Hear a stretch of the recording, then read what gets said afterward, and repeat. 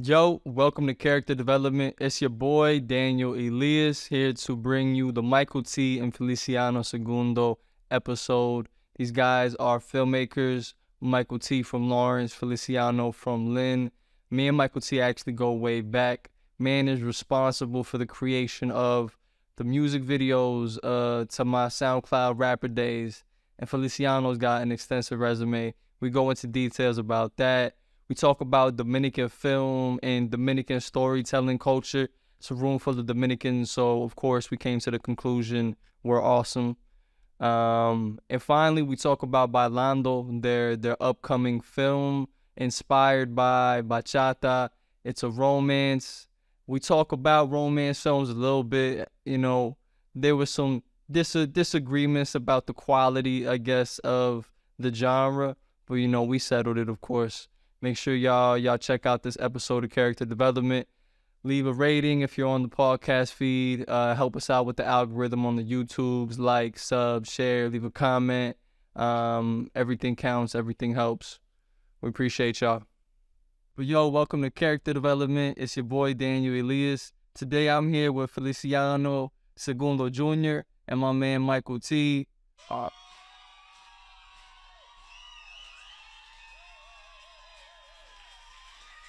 Now that was much longer than I anticipated. Can I just say that was like the warmest reception I've ever gotten from an introduction in my life. Thank you, everyone. I appreciate it. Even if it was canned. Thank you. Yeah. But yeah, sorry. Thanks for having us here. It's great. Nah, yo, I'm glad to have y'all. Michael T has been a very good friend of mine for a very long time. He actually recorded my first and only. Well, actually, no, man, you recorded a bunch of my music. I did. All right, so we did. We just only put a couple out. We did Icy Hearts. We did Look. We did that one short film that never came out, where we had you like wear like fake blood. I was running around getting beat up. Getting eyes, man. Whoa. And then what else did we do? We did I'm sure we did other stuff, but like. Why were you getting your ass beat? We were young. Like, Oh, this is like early YouTube days? Is that what you're saying? like we were like in. Like just trying out like you're like making art with your friends? That's just seniors in high school. Juniors, sophomores, seniors. Like, it was like, You thought it was like cool, like those stories. Yeah. You know how like movies they have that person like the person that like has like a bloody nose or some shit, and then like you ever seen Chinatown like that? People like seeing stuff like that. So you're like, damn, let's do that with Daniel. Just put a bunch of like bruising makeup and stuff. And you said yes to all that? Well, yo, it felt thematically fitting. I had somehow spent a good portion of my adolescence getting beat up, literally. Okay. Like, you know what I mean? So they're like, "Ah, yo, let's put it on film." But I think there was more to it than that, Michael. You underselling it a little bit. But in terms of I think it was also the theme. Like, I remember the song that I had made for the opening of that short film. The song was called "Running." Yeah. You know what I'm saying? And so I think something that we were trying to capture from a very early age too was just that feeling of running. Like, we're in the hood and we feel like we're running from something, we're running to something. You know what I'm saying? And now I just remember too being very young, and it was like life kept throwing shit at us. Yeah. And we just had to keep running because the ground wasn't gonna stay under us. You know what I'm saying?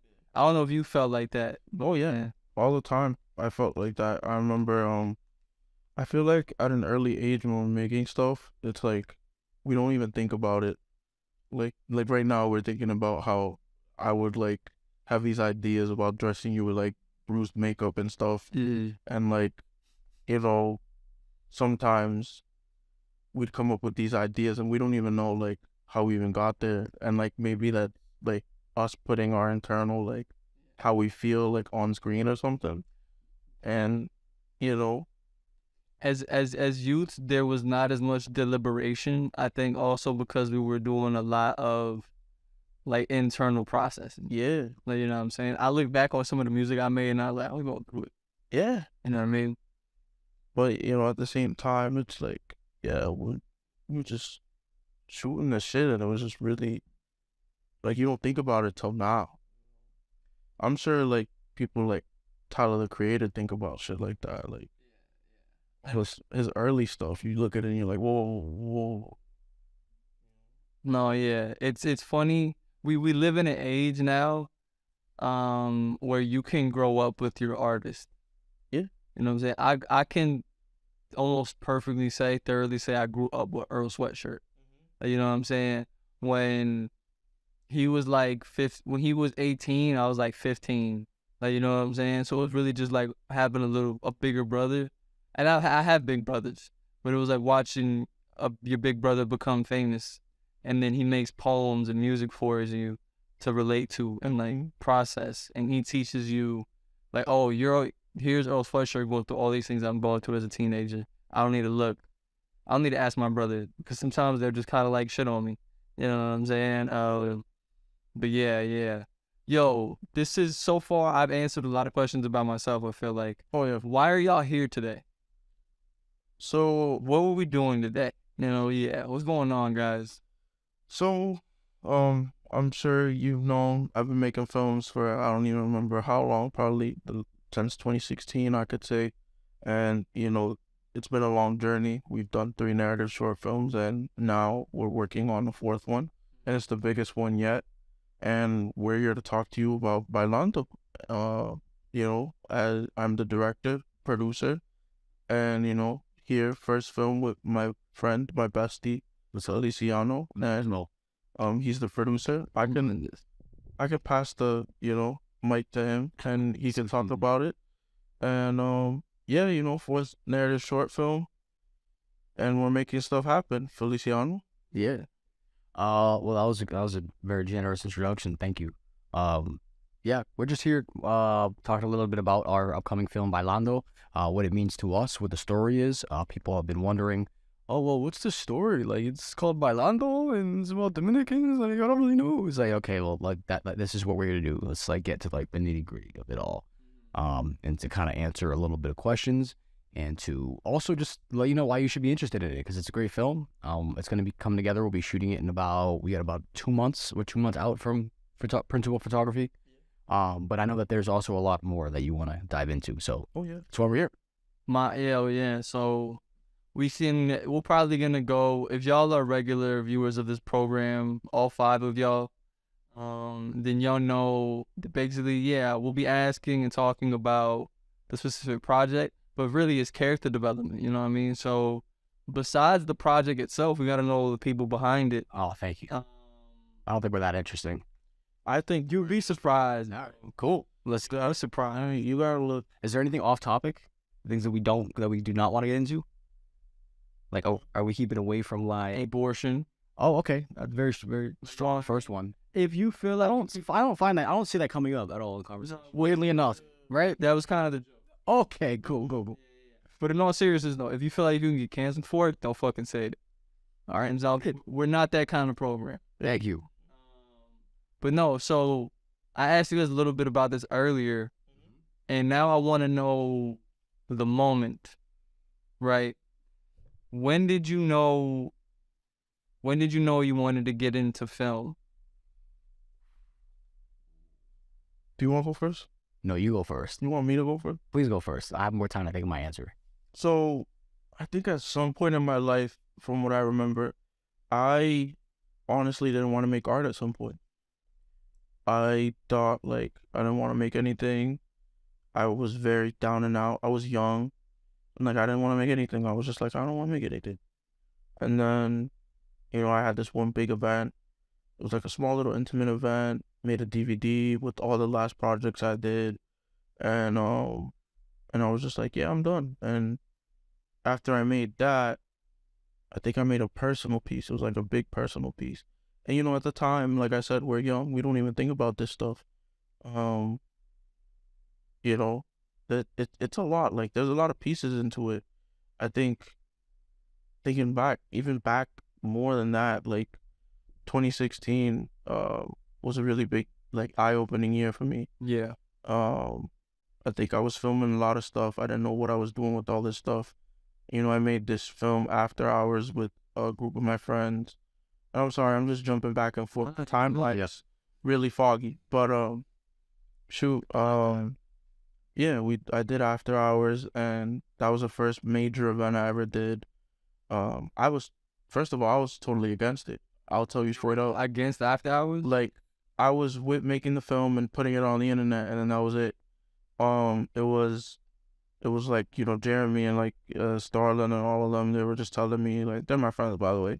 They're the ones that told me, like, let's have an event. We're here at it's new popping. They support a lot of local events.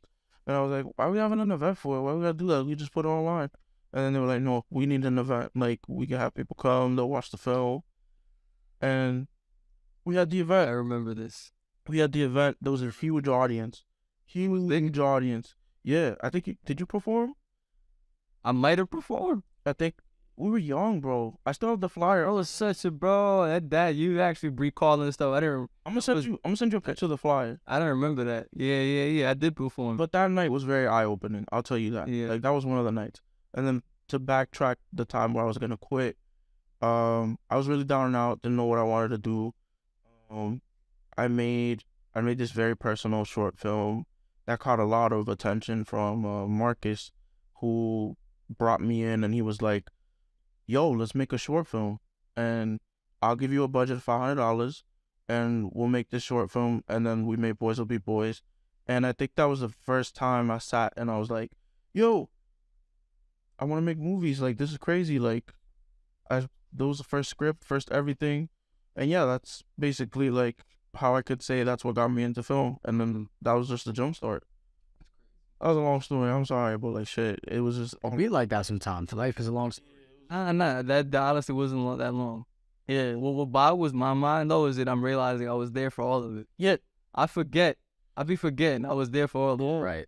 Yeah. It's not until somebody brings it up. Jogs your memory. it jogs my memory. Like, when you said that, I was bouncing on when I was about to quit, when we started making movies, and then I started thinking how it all began, like, for real. And yeah, all that happened within probably like 2 years, 2016, 2017, and then you just keep going. Yeah. Interesting. Oh, 2019. 20. Sorry. 2016. Well, you said 2016, so 16. Yeah, 2016. Yeah, then 2017, 2018. 2019 was the first time I was really into film. I think that was the first short film I ever made. And like, yeah, 2018, 2019, filmmaker Michael T was born. 2018, 2019, Michael T, filmmaker.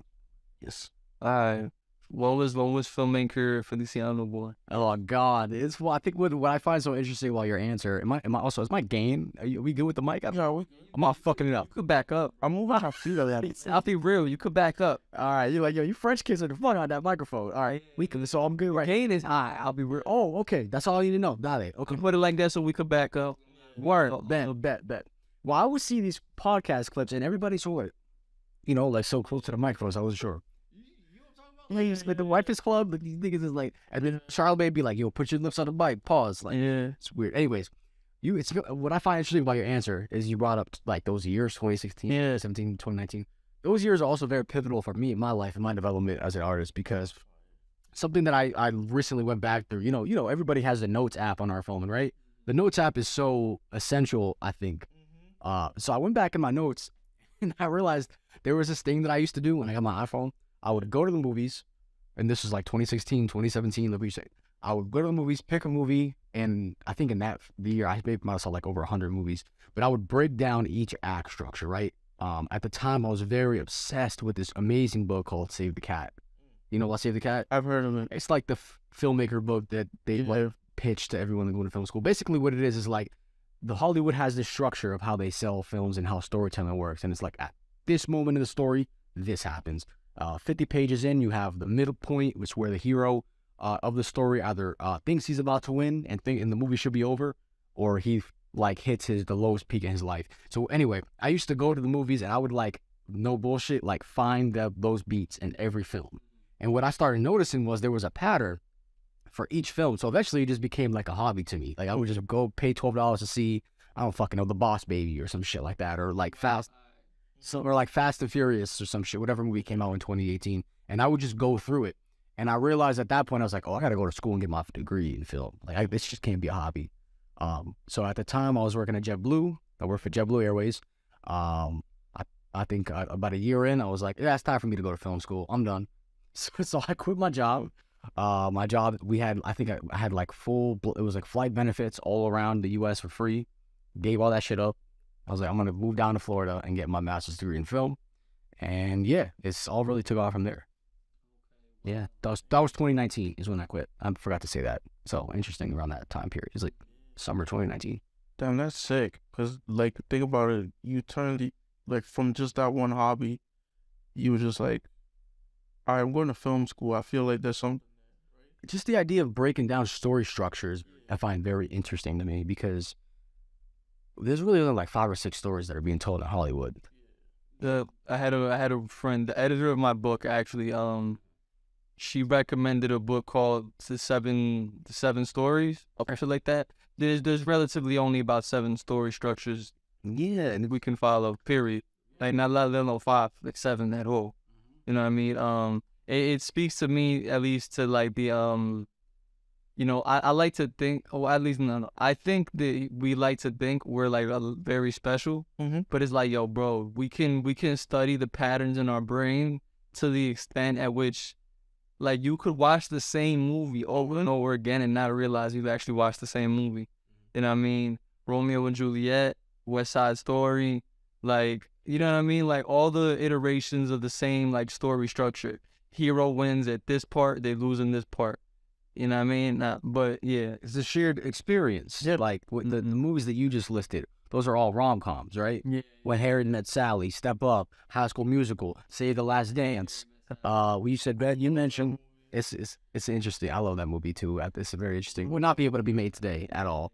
But yeah, to your point, it's like we've seen these stories told a million times, and that's kind of what we're trying to accomplish with our film is put a little spin on it. So yeah, that's crazy. That's crazy. Give me a second. I Please do it. Take it up. You got some water?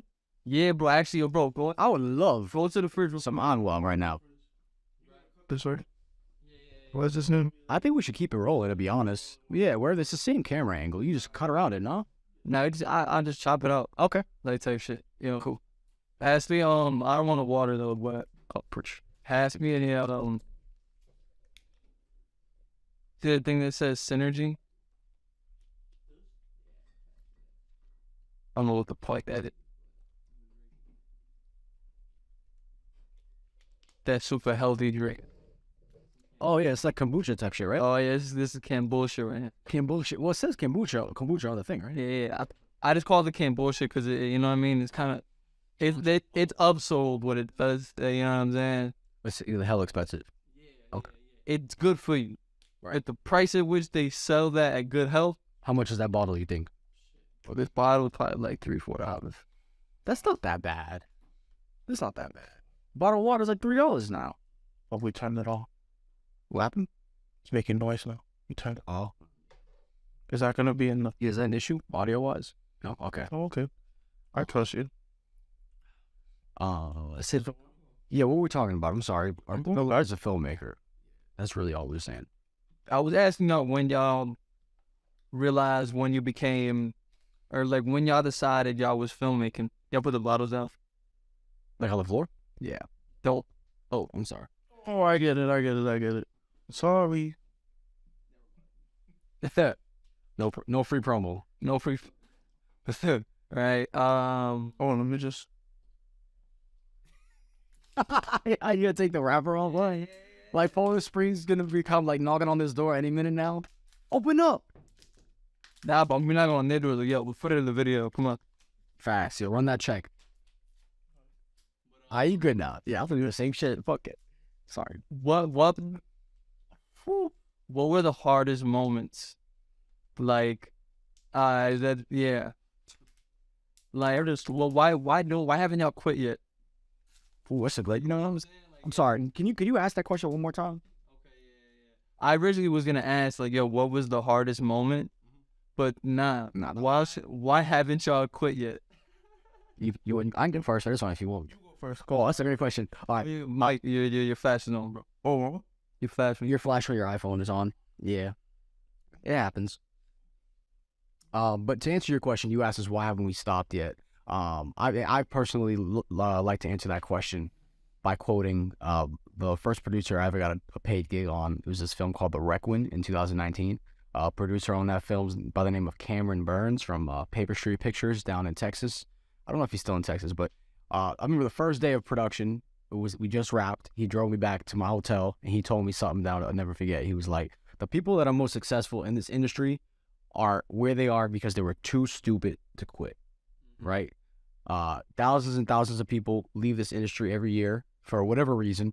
But in order for you to succeed, and you have to learn how to fail upward, right? So whatever comes, failing upward correctly. Correct. So like, for example, let's say your car breaks down on the way to work, on the way to set, you find another way to get there, things like that. That's a very extreme example. But he always told me, he was like, you need to be like, he was speaking from himself. It's like, I'm too stupid to do anything else in my life to make money. And I was like, oh, that is so cool. Like, I thought that was so cool. Yeah, that's kind of the mantra that I'll take it with me. Is like, no matter what happens, I don't have a fucking plan B. I also feel like an idiot. Okay. It's all about being too dumb to quit. Too dumb to quit. Yes. I don't have a plan B for this, man. It's like what I want. I'm a dumbass. Did you go to film school? I don't know if I've ever asked if we talked about that before. I tried, like, Okay. I went to NECO, but like going to the Volk, I went to the Volk, like, I don't know if I told you. What is that? It's a vocational school. Okay. Like a trade school. Yeah, I went. Oh, okay. I was in the graphics department, and like everything I learned in the graphics department, I was learning again at NECO, and I was just like, why am I wasting my time if I already learned this? You know what I'm saying? And like, I remember when the pandemic hit, it was kind of like that moment of realization, like, I'm not gonna sit here and do these classes on Zoom, and I just stopped. Like, I stopped going. The reason I'm done. The reason I ask is because, like, what was it? I was just you had me on a train of thought. Plan B. Like you were talking about, like you asked me like, why are we too stupid to quit? A lot of people I've noticed when I was in film school, they had a plan B option, right? It was like, my parents are paying for me to go to this school. My parents are paying for my camera. They're paying for my light. I don't know about y'all, but my parents don't got money like that. Well, like my parents, my mom worked in the office for 20 years for minimum wage. Yeah, my bad. So like, how's that? Is that better? Is that good? Woof. What we were saying is like, my parents didn't come from money, right? So like everything that I put into myself to go to school, it was like, I got this one dream. It's work in the film industry. If that doesn't work, I don't know what I'm gonna do with my life. So that's really where it comes from. Yeah. You can say what you got to say all that. The question was, why haven't I quit? Yeah, what? So I like telling the story a lot. I think the first day we shot Boys Will Be Boys was my very first time on like a legit film set, and it was mine. Yeah. I realized, like, as a director, you see like all these questions being asked, you see how much control you have, and then you see what you're making. And I remember, I believe it was either our second or third day of shooting, we were shooting the big party scene. You remember, you were there. That big party scene. I don't know from your perspective what you see in me that day, but on that day, I literally remember I hadn't eaten. This is the first time I haven't eaten a whole meal at all. And I remember, like, mind you, like, this is like weird feeling, like being super focused at the time. Never drank coffee, never had anything sugary or any of that stuff people talk about that like energize. This was straight up sober, and I was young. Like, at that time, I was so super focused on this, making this movie. I'd never had that feeling a day in my life, and when I had it, I was like, I don't want to let this go. And it was really dope. Like, I was sitting there, looking at the room, everybody there, walking around, like, all right, we'll set you up here, this is dope.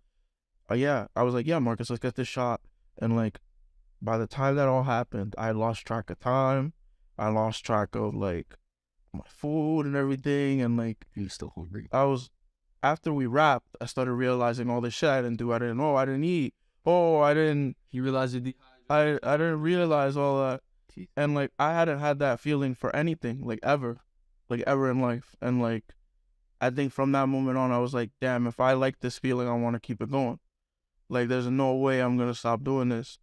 And like, at that very moment, I just decided instantly, like, I want to be a director. and that's why I haven't quit yet, because it makes me happy. Like, I'm not gonna quit if it's making me happy, and I'll find anything to direct. Like, I know it's hard to be a director and shit in life, and like the best quote I could give you, I learned recently that like with film productions, you get a production job in Boston like this, but working as a PA, you think you'd be like any job is like a elevator almost, like a stairs. It's like a ladder. In film, there's no fucking ladder. You either gotta know somebody or you gotta tell somebody what you want to do. There's no timeline for Yeah, for what is it called, promotion. there's no timeline for promotion unless you speak. Best way to put it, if you want to be a director, there's no direction. I like that. There's no direction. That's relaxed. You can be a production coordinator. You can be a production coordinator, work PA jobs. You get bumped up to secretary. Then you're a coordinator. You want to be a producer? There's no direction in that. You got to figure that out yourself. You want to be a director? You got to figure that out yourself. There's no direction in that. You network your way in. You got to network your way in to let people know what you want to do. And I've been doing that since the longest, like since you've known me. Like, we're about to hit. This is the 4th narrative short film. Yeah. I told myself, I remember when I first got a production assistant job, I was like, I could do 10 more of these and I'll stop doing them. That said the same thing about like short films too. Like, I was like, I could do 10 short films and I'll do a feature. Confidently enough, I feel like I do Bailando and then we probably do like 2 more. I could do a feature. Okay. Like it's Talk that talk. it's just like that's just how it is. I don't plan on quitting. Speak on that. I don't mean to be like, yo, put me on the writing team, bro, and we can write a feature right now. Like, I have one written. We already has one written. But you wait. Where was you 5 months ago? here, even call me. I told you, like, I remember Fine.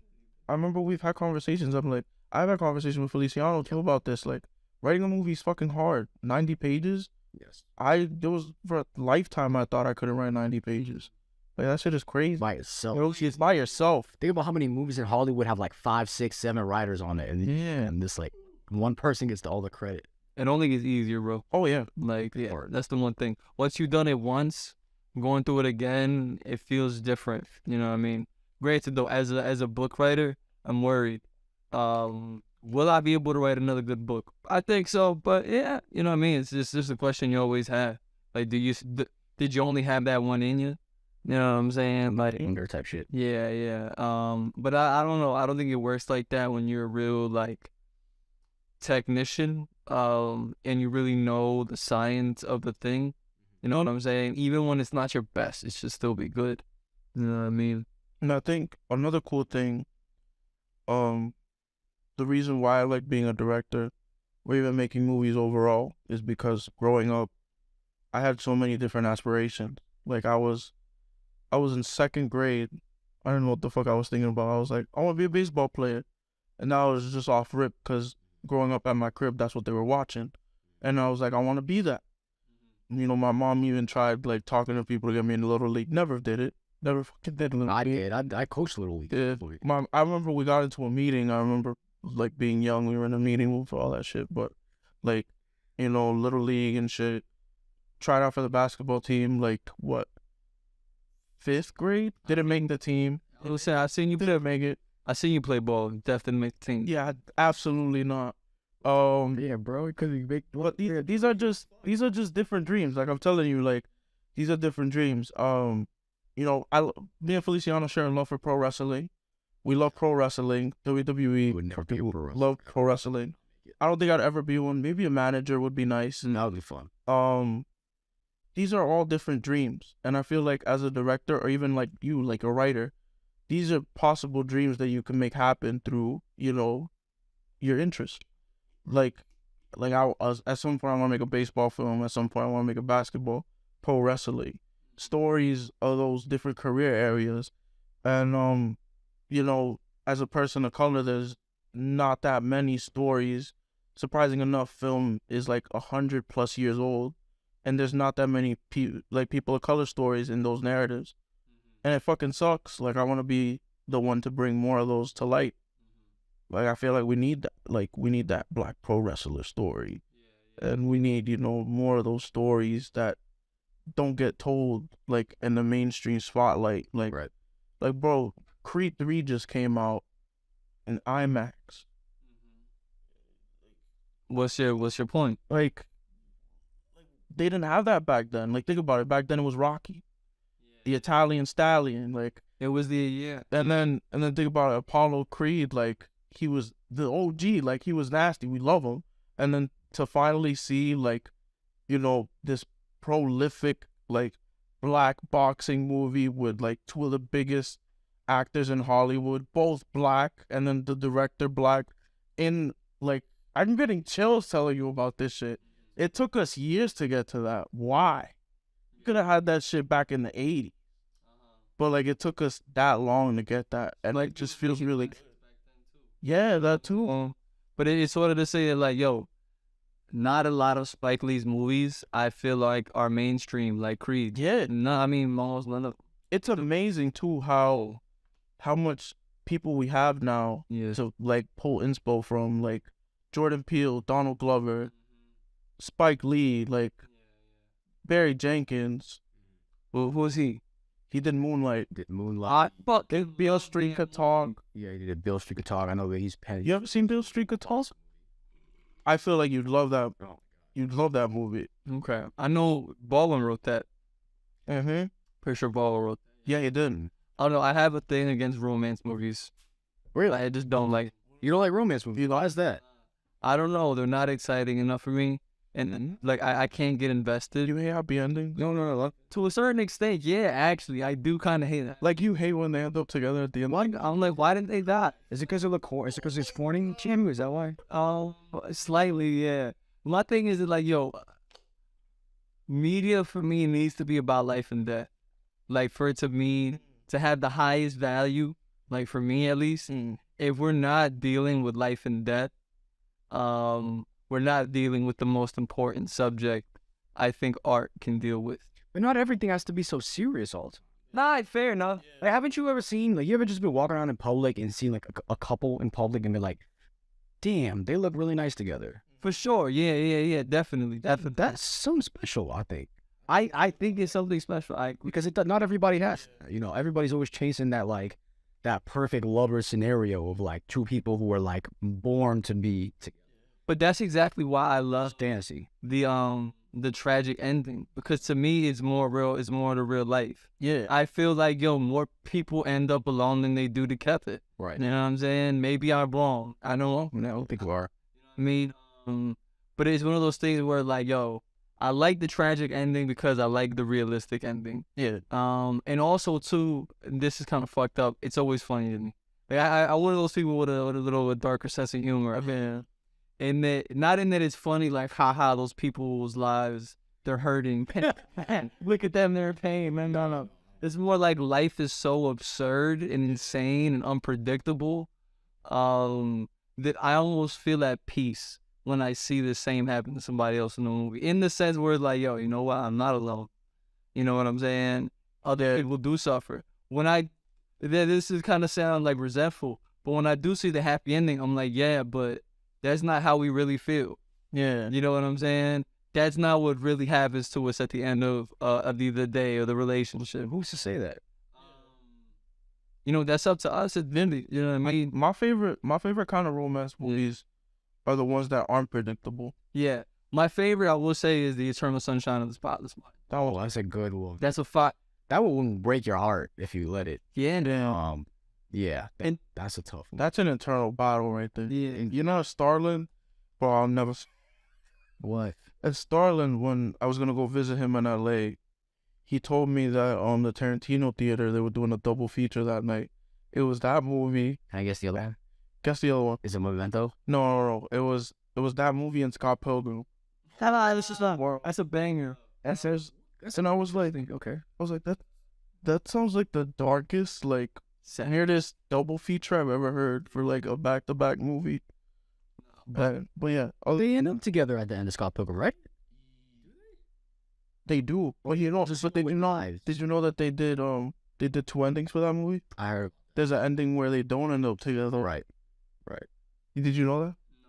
Have you seen Scott Pilgrim? Bro, I've seen that movie like 20 times. But did you know that they had an ending that where they don't end up together? I don't think it doesn't come to my. I feel like I remember hearing about it. I feel like I remember even seeing it. You know what I'm saying? But it's been so long. But I don't be so old. But to the point of Eternal Sunshine of the Spotless Mind, what makes it such a great romantic film for me is because, you know, as much as love is at the center of it, like there's more of an existential drama going on there. When it's like, yo, have you ever been so hurt by somebody that you literally wish you could erase them from your memory? Yeah. Like, that is insane. That's taking the idea of heartbreak to the extreme. Exactly. Oh, yeah. You know what I'm saying? And it artistically, too, it's far more creative. Yeah. You know what I'm saying? To some extent, yeah, you're right. I do find a lot of romance films, rom-coms, kind of corny. You know what I mean? And I think that's what a lot of people have. Yeah. Yeah, you know? Not bad. To the life and death point, you're right. This shit doesn't have to be so serious all the time. I don't think life and death need to be that serious either. And they're like, yo, I don't know. Like South Park, when Kenny dies, shit's hilarious. Like, you know what I'm saying? And that's life and death right there. And when he dies too, it's also like they just made the illest social commentary. Like, you know what I mean? Simultaneously. Yeah. Like there's so much to do with art and so much to do with creativity. You know what I'm saying? You can take one word and say 500 things. Yeah. But you can take 5 words and say one thing. But yo, on that note, the fuck is y'all movie about? It's a great question. What is my life? Let's get into it. Yeah. Yeah. You want to get down to the nitty gritty? Sure. You want to go ahead first? I'll explain it. Yeah. So, Bailando is about a man named Darlin. He's what the film is attempting to do, what we're attempting to do, is follow the journey of a man who thinks that he has it all, right? We've all seen the guy, you know, who is the ladies' man, right? The self-proclaimed, like, Papi Flow over here. yeah, que tiene flow, que piensa que tiene flow. But then when it comes down to it, he sees there's that one shorty who has him, like, kind of, you know, sprung, if you will. I don't know if we even still use that word. But, like, Honestly, though, I still love the front string, so. it's the one girl that makes him stop in his tracks, right? Right. What I would say with every film, there's always a question that's being asked, and the filmmaker's job is to answer that question, right? So with this film, in my opinion, when I first pitched it to Michael, it was like, the question is like, what happens when a man who thinks that he can have any girl he wants learns that he can't, and how does he face that? And what happens when it's time for you to actually put in the work to try to build just like the foundation of a relationship? Like, this film isn't about him meeting her and, you know, they live off happily ever after. I think you'll see in time, you know, when the film finally comes out, that that's not what we're going for. It's more of just like, there is a journey and there is effort that needs to be put in to even, like, not just getting a girl to be interested in you, but to show that you're even worth her time. Am I making sense? Do you want to maybe add a little bit on to that? Oh, Okay. I think the best way to put it, I remember, so I had just finished June 22nd, and we had a friends and family screening for the movie. Mm. I invited Feliciano and I, yeah, it's all good. Feliciano and I, we I know what you're talking about. we came out of the theater that we rented, and we were looking at the posters on the wall, and Feliciano, I'm so sorry. followed. That's a night, boy. I'm sorry, bro. That's my mom right there. My mom, Suze, he's texting me. Shouts Mom Do. What's up? Shout out to moms. You gotta play this for her, B. I will. I'm sorry. Please go on. At least you got one link curse. Yeah, I'm gonna say it. Please go on. So I could just start from the beginning. So basically, I had a friends and family screening of June 22nd, and Feliciano was there. Feliciano and I saw the movie, and then, you know, we came out of the theater, and there was a bunch of posters on the wall. Feliciano, me and him stopped by, and he talks to me, and he's like, "You see the Dirty Dancing poster?" And I was like, "Yeah, what about it?" And he was like, "What if we made something like that? But, you know, we want to make it with Dominican culture. Let's think about, you know, bachata." And then right then and there, boom, my mind clicked. And then Well, first it was gonna be merengue. it was gonna be merengue. Music, but then you were And I was like, "No, I need bachata." yeah Shit, you know, I think the week after that, I bought a book about bachata. Yeah. And then my mom gave me this whole speech. She was like, "¿Para qué tú compraste ese libro si yo te podía enseñar todo?" That's a very answer. I'm very much a research person. I like knowing what I'm getting myself into. I find getting into cultural dialogue with our parents is funny business. Yeah. Why do you think it's funny business? What I think is funny, cause I think it's dope, cause parents have their own way of telling things, and it's pretty much very much entertaining. You ever just like hear your parents tell a story? It's like, like just listen. This is better than what's on the fucking TV. Yeah, I like jogging like my parents' memories sometimes. Like when you ask your mom, um, like let's say some girl hits you up and she's like, "What time were you born?" And then you tell your mom, or somebody like tells you that, and then you tell your mom like, "Ma, ¿qué hora yo nací?" And she's like, she first thing she does is hit you with the, "Uy." She knows that stats. And then she told you the whole story, and you're just like, and then you're just like, yeah. Now you ripped her coochie in half. Whoa. I mean, How we all ripped our mother's coochies in half. and then next thing you know, Dude. after you get your answers, you know, you text the person back, and you're like, yeah, 9:30. Yeah, no, they had to come on my mom out her stomach. My head was huge. Oh man, I'm sorry. Sorry for her stomach. I can't fully remember what time I was born. I'm like on it, but yeah, either way, Anyways, though, yeah, We're talking about story time. We're doing your research. yeah, Your research. doing research. I'm huge on research. Love doing research for anything, any project I do. And yeah, Feliciano and I, we went extensively. We wrote the script, and there was about like 7. Shout out Sarai and Trey too. Sound Shirai and Trey, we put a writers room together. Yeah, it was a whole writer's room. We put a whole writers room together. Sarai and Trey like helped us out. We sat down a couple of times, you know, revisited the draft. We had about 7 different drafts until we finally came up with a conclusion. And this is all filmmaking. Like, we've been in pre-production for almost a year now. Yeah, since Like- last June. Like, developing a film took us 6 And months. we're just now getting to the part where we raise the funds for the movie. Isn't that insane? Yeah. Like we've done developing the script, looking at the shot list, we've done looking at outfit inspirations, drawing from different films, and like we're just getting to the point. That's like the most important part. That's what I'll tell people all the time. Like, Crazy. people all the time, the minute you get a season for a show, it comes out, it's so good, and then they're like, I want the next one right now. It's like, let's ask for the next one right now, bro. You know how much work it takes? Y'all niggas think this shit just falls from the fucking sky? You know how much fucking ever? Niggas is like not seeing their families. It takes so much time, bro. So you can sit on your couch. Bro, I met someone.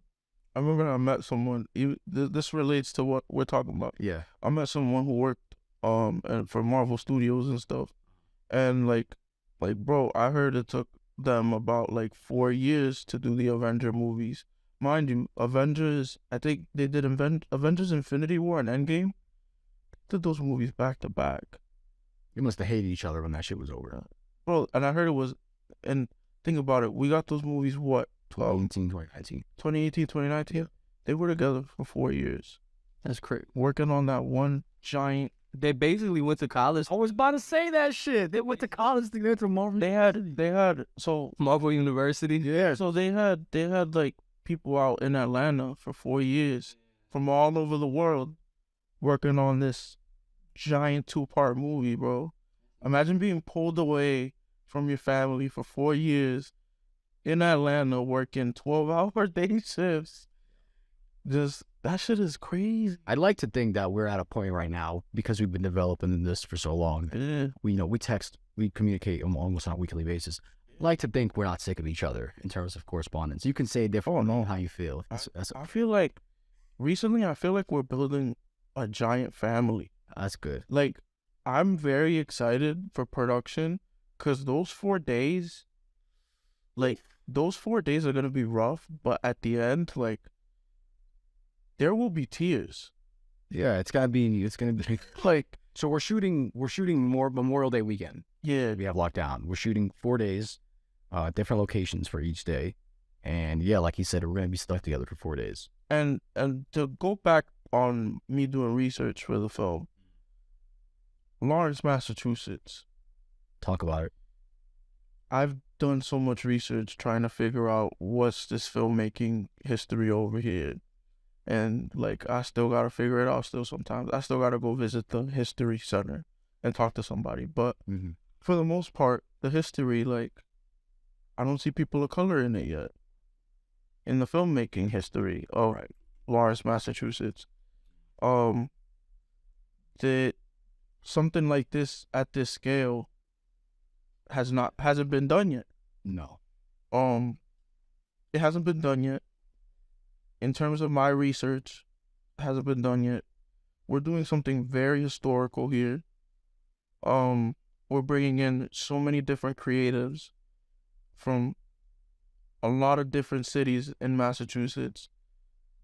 I'm telling you right now, like those 4 days, Memorial Day weekend is going to be a very historical weekend for not only the city of Lawrence, but like Massachusetts in general and all like people of color, artists. Like it's going to be huge. It's going to be a gigantic event.